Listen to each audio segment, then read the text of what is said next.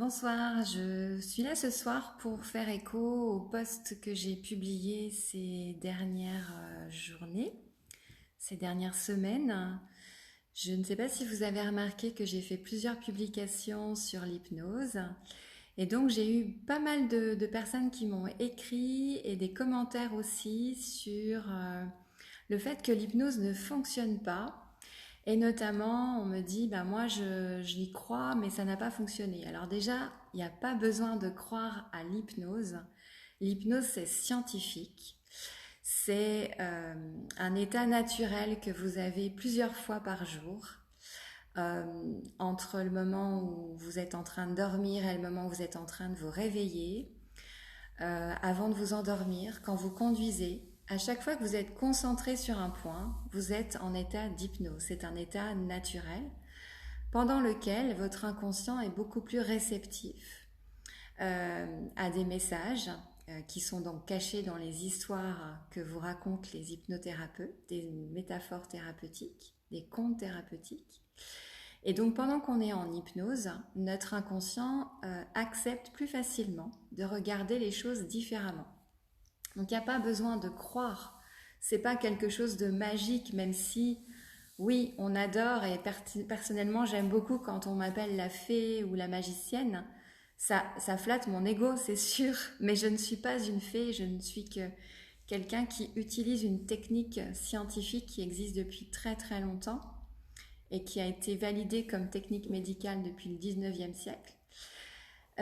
Par contre, je veux revenir sur les questions de certaines personnes qui me disent bah, bon, moi j'y crois ou j'y crois pas, peu importe, mais en tout cas ça n'a pas fonctionné. Qu'est-ce qu'on met derrière ça n'a pas fonctionné? Parfois, on vient faire une séance d'hypnose parce qu'on veut perdre du poids. Et puis, les personnes peuvent dire bah, j'ai pas perdu de poids. Non, vous n'avez pas perdu de poids, mais peut-être que vous avez gagné un meilleur sommeil. Peut-être que vous avez posé un regard différent sur une situation que vous êtes en train de vivre. Par exemple, peut-être que vous avez amélioré vos relations dans votre couple, ou peut-être que vous avez pris conscience que le travail que vous faisiez, c'était pas celui que vous aviez envie de faire.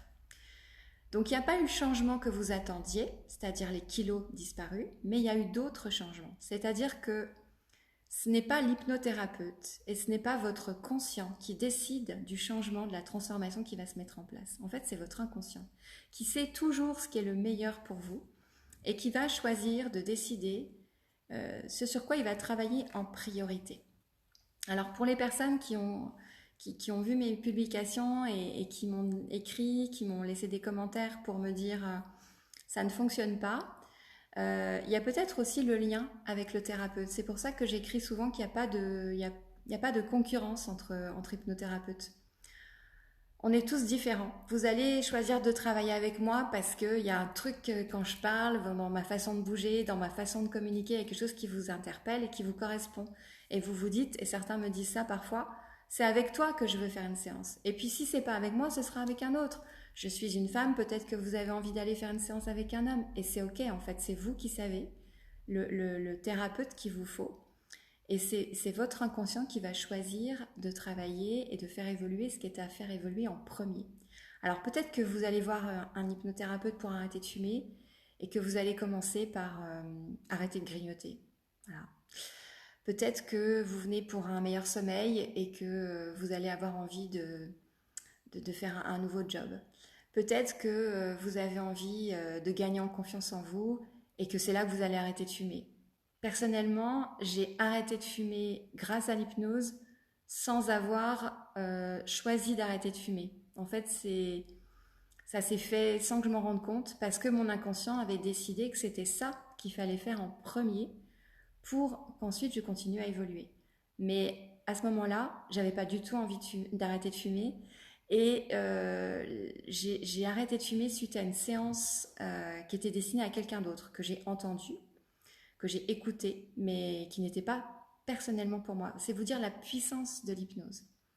Voilà, je voulais vous faire ce petit message pour expliquer ce que j'écris depuis quelques jours. L'hypnose, ça marche pas, l'hypnose, ça dure pas, l'hypnose, c'est du pipeau. L'hypnose, ça fonctionne quand on a envie d'évoluer, quand on a compris que le changement, ça se passe à l'intérieur de soi. Et un hypnothérapeute ne fait pas le changement à votre place. Je vous tiens juste la main, je vous guide, je vous aide pour atteindre justement cette transformation et ce changement. Merci de m'avoir écouté et puis peut-être à demain, peut-être que je vais prendre goût finalement à ces publications vidéo en direct. Voilà, en tout cas, pour ceux qui le souhaitent, j'ai une séance collective dimanche soir à 19h, une séance sur le thème de l'amour. Et voilà, si vous avez l'envie, si vous êtes appelé pour faire cette séance, eh bien, je vous invite à revenir vers moi, à vous inscrire. La séance dure à peu près 1 heure. Elle est à 15 € et vous avez accès ensuite à un groupe privé Facebook où vous pourrez bénéficier de la séance en direct ou l'écouter en replay autant de fois que vous le souhaitez. Belle soirée à vous et peut-être à demain. À bientôt en tout cas. Au revoir.